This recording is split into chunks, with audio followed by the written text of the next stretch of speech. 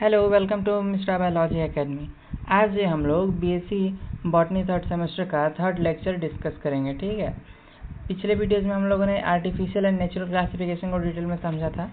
आज जो है हम लोग फाइलोजेनेटिक क्लासिफिकेशन को पढ़ेंगे। आज जो है फाइलोजेनेटिक क्लासिफिकेशन हम लोग पढ़ेंगे। ठीक है, चलिए स्टार्ट करते हैं। तो देखिए, क्लासिफिकेशन में अगर बात करें फाइलोजेनेटिक की, सबसे पहले समझते हैं कि इसका इंट्रोडक्शन क्या, उससे पहले समझते हैं कि इसका मीनिंग क्या होता है। फाइलोजेनेटिक का मीनिंग, जो फाइलोजेनेटिक वर्ड है ये दो टर्म से मिलकर बना है। ठीक है, पहला जो टर्म है वो है हमारा फाइलो और दूसरा टर्म है वो जेनेटिक। फाइलो मीन्स एक तरीके से होता है ना कि उसकी जो नस्ल क्या है, जो इनिशियल ओरिजिन हुआ था, मतलब सबसे पहले वो कहाँ से जनरेट हुआ था, उसे कहते हैं फाइलो। और जेनेटिक मीन्स ओरिजिन, उत्पत्ति या फिर जन्म। ठीक है, तो फाइलोजेनेटिक का मतलब यही है मेनली कि इवोल्यूशनरी ओरिजिन कहाँ से हुआ, मतलब वो सबसे पहले इनिशियली स्टार्ट कहाँ से हुआ था, उसका बर्थ कहाँ से हुआ था। ठीक है, अब बात करते हैं इंट्रोडक्शन की फाइलोजेनेटिक होता क्या है। देखिए, phylogenetic classification is a system of classification in which organisms are arranged according to their evolutionary history and natural relationship. मतलब ये है कि इसमें जो है हम लोग क्या करते हैं, ऑर्गेनिजम्स को उनकी इवोल्यूशनरी हिस्ट्री और उसके नेचुरल रिलेशनशिप के बेसिस पर क्लासीफाई कर देते हैं। ठीक है, phylogenetic classification is a system in which organisms are classified on the basis of their phylogeny. Means उनका इनिशियल स्टेज जो है या फिर उनका इनिशियल बर्थ कहा जाए तो वो कहाँ से स्टार्ट हुआ था, उसी को क्या कहते हैं, इवोल्यूशनरी ओरिजिन और कॉमन एंसेस्ट्री। ठीक है,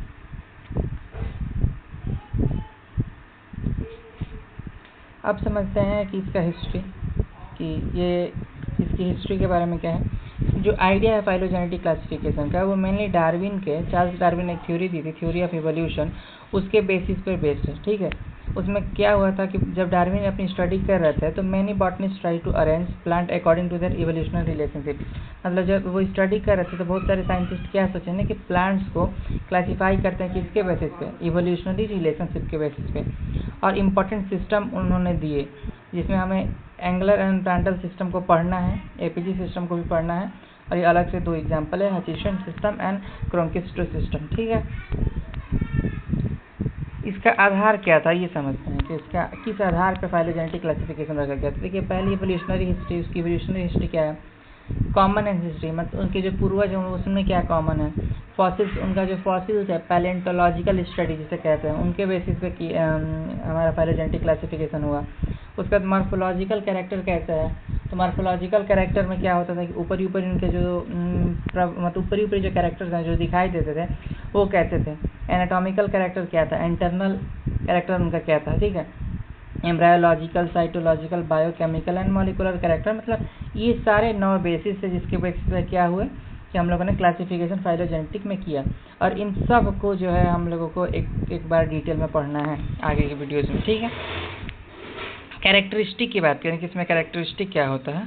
देखिए, it is based on theory of evolution. सबसे पहली बात की किस चीज़ से बेस्ड है, तो ये थ्योरी ऑफ इवोल्यूशन से इमर्ज हुआ है। ठीक है, थ्योरी ऑफ इवोल्यूशन जो है उससे स्टार्ट हुआ। उस थ्योरी ऑफ इवोल्यूशन में मेनली क्या होता है ना, it shows the natural evolutionary relationship among the organism. Means उसमें क्या होता था ना कि वो कहाँ से नेचुरल, उसके क्या क्या नेचुरल इवोल्यूशंस हुए हैं उसके बेसिस पे क्या करते थे, क्लासिफिकेशन करते थे। It considered both primitive and advance characters. मतलब इसमें क्या होता था कि जो प्रिमिटिव कैरेक्टर्स हैं वो और जो एडवांस कैरेक्टर्स हैं वो दोनों को कंसिडर किया जाता। ठीक है, it uses fossil, anatomical, embryological, cytological, molecular and other evidences. Means जो फाइलोजेनेटिक क्लासिफिकेशन है उसमें ये सारे एविडेंसेस को क्या करते थे, हम लोग यूज़ करते थे। ठीक है, जो कि मोस्ट इंपॉर्टेंट है। Primitive form are placed at the base and advance form at the top. Means देखिए, ऐसे सीक्वेंस चलती थी। ठीक है, नीचे जो है प्रिमिटिव को रखा जाता था। ठीक है, और ऊपर जो है, ऊपर किसको रखा जाता था, तो एडवांस कैरेक्टर्स को रखा जाता था। नीचे किसको रखेंगे हम लोग, नीचे जो रखते थे हम प्रिमिटिव को रखते थे और ऊपर एडवांस को प्लेस करते थे। ठीक है,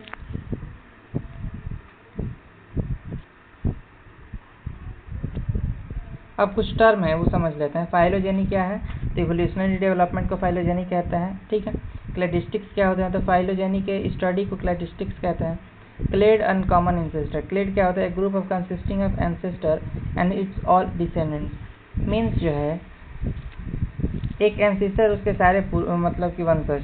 ठीक है, ये एंसेस्टर हो गए, ये डिसेंडेंट्स हो गए। ठीक है, के जितने भी डिसेंडेंट्स होते हैं वो, इसे कहते हैं क्लेड।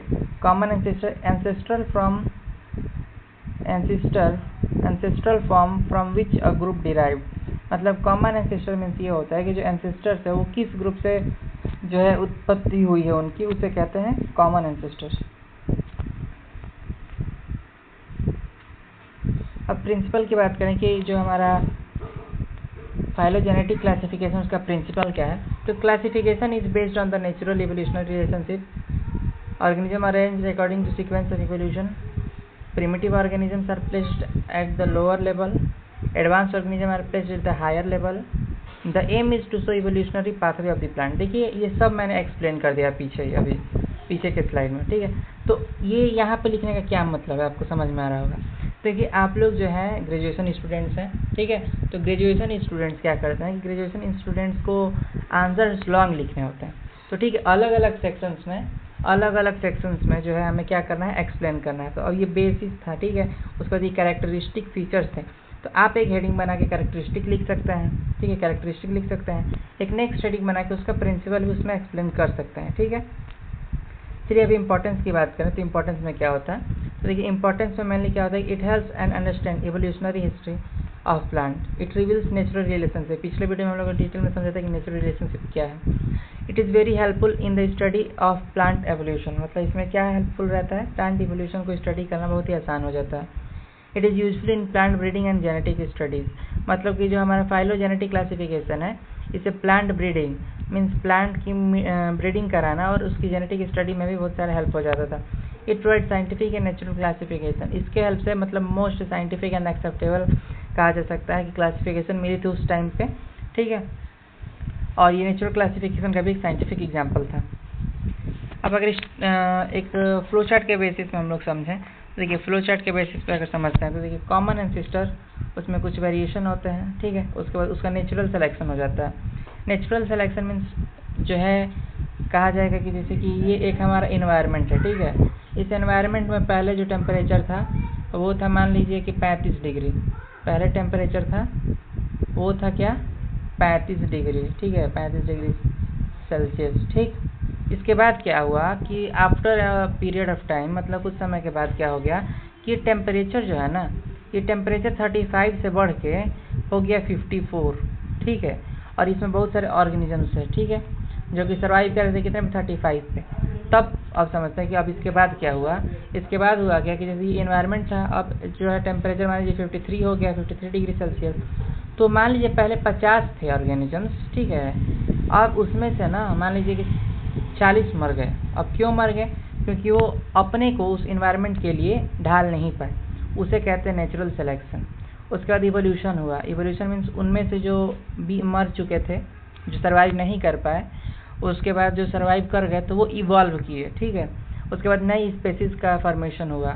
नई स्पेसीज कैसे फॉर्म हुई, मान लीजिए कि जो सर्वाइव नहीं कर पाए थे तो वो तो मर गए, और जो सर्वाइव कर गए उनसे जो ऑर्गेनिजम्स बने, तो उनसे जो ऑर्गेनिजम्स बनेंगे तो न्यू स्पेसीज कहलाएंगे, और न्यू स्पेसीज कहलाएंगे तो वो पहले वाले से अलग होंगे, जो कि डाइवर्जेंस कहलाया जाएगा। पहले वाले जो ऑर्गेनिजम्स है जो सर्वाइव नहीं कर पाए थे इस नेचुरल सिलेक्शन में, पहले वाले जो स्पेसीज थे वो सर्वाइव नहीं कर पाए थे, तो उनसे डाइवर्ज हो गया ना, तो डाइवर्जेंस का प्रोसेस हुआ। उसके बाद फाइलोजेनेटिक रिलेशनशिप यही कहा गया है, और इसी के बेसिस पे क्या किया हम लोग, फाइलोजेनेटिक क्लासिफिकेशन कर दिया, ठीक है। अब समझते हैं 500 मिनट फ़ायदे और नुकसान समझ लेते हैं, एडवांटेज क्या है और नुकसान क्या है। देखिए इसमें जो है based on evolution and natural relationship, हम लोग ये क्लासिफिकेशन इवोल्यूशन और उसके नेचुरल रिलेशनशिप के बेसिस पे करेंगे, और इसमें बहुत सारे एविडेंसेस की ज़रूरत पड़ती है, ठीक है। और फ़ायदा ये है कि ये बहुत एक्सेप्टेबल है, साइंटिफिक और रियलाइबल है, मतलब रियल है, ठीक है। It help in predicting characters, इसके बेसिस पे हम लोग कैरेक्टर्स को प्रेडिक्ट कर सकते हैं। It is the basis of modern taxonomy, और मॉडर्न टैक्सोनॉमी का जो एक बेस होता है वो हमारा है फाइलोजेनेटिक क्लासिफिकेशन। अगर डिसएडवांटेज की बात करें हम लोग, the course of evolution is not completely known, मतलब जो इवोल्यूशन है उसको हम लोग पूरी नहीं जान सकते हैं कि पूरा कैसे इवॉल्व हुआ है। हम एक तरीके से क्या कहते हैं कि इसमें मतलब अगर कुछ फॉसिल्स मिला तो कुछ पहले से रिकॉर्डेड फॉसिल के बेसिस पे क्या करते थे, कंपैरिजन करके उसका स्टडी कराते थे, ठीक है। Fossil record is incomplete. और फॉसल रिकॉर्ड भी है, मान लीजिए कि कुछ फॉसल्स हैं तो हो सकता है ना कि कुछ मतलब कि डिग्रेड हो गए हैं पूरी की तरह, मान लीजिए पार्ट पूरा डिग्रेड हो गया है तो इस एरिया का कुछ भी मतलब हमारे पास इन्फॉर्मेशन नहीं है, तो फॉसल्स जो है इनकम्प्लीट पाए जाते थे।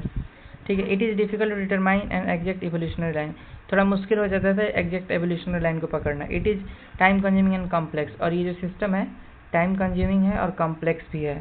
ठीक है,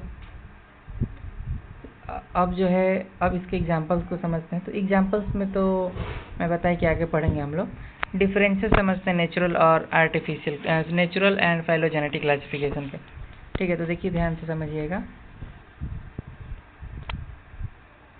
बेसिस की अगर बात करेंगे, बेसिस क्या था, तो देखिए ओवरऑल सिमिलैरिटीज़ जो दिखाई देती थी नेचुरल क्लासिफिकेशन, वो देखा जाता था कि उसमें क्या सिमिलैरिटीज़ है अलग अलग लेवल पर। ठीक है, कि लीफ का स्ट्रक्चर कैसा था, उसमें जो नेटवर्क पाए जाते हैं वो कैसे थे, ओवरऑल सिमिलैरिटीज़ के बेसिस पे नेचुरल क्लासिफिकेशन हम लोग क्या करते थे। ठीक है, अब फाइलोजेनेटिक क्लासिफिकेशन किसके बेसिस पे होता है, इवोल्यूशनरी रिलेशनशिप के बेसिस पे होता है।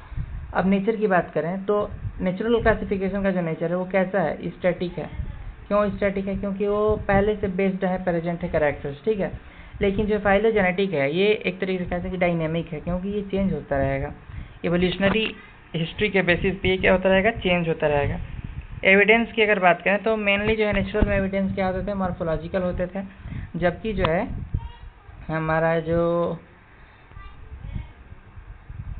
फाइलोजेनेटिक क्लासिफिकेशन है उसका जो एविडेंस है वो मॉर्फोलॉजिकल भी होता था, एनाटॉमिकल भी होता था, cytological, embryological, molecular and fossils के बेसिस पे क्लासीफाई करते थे। ठीक है, अगर सीक्वेंस की बात करें तो इसमें कोई भी स्पेसिफिक सीक्वेंस नहीं पाया जाता है, और इसमें दो सीक्वेंस पाया जाता है, प्रिमिटिव एंड एडवांस सीक्वेंस। ठीक है, रिलेशनशिप की बात करें, it's so natural relationship and it's so evolutionary relationship. Example की बात करें, Bentham and Hooker system, Engler and Prantl, Hutchinson and APG system.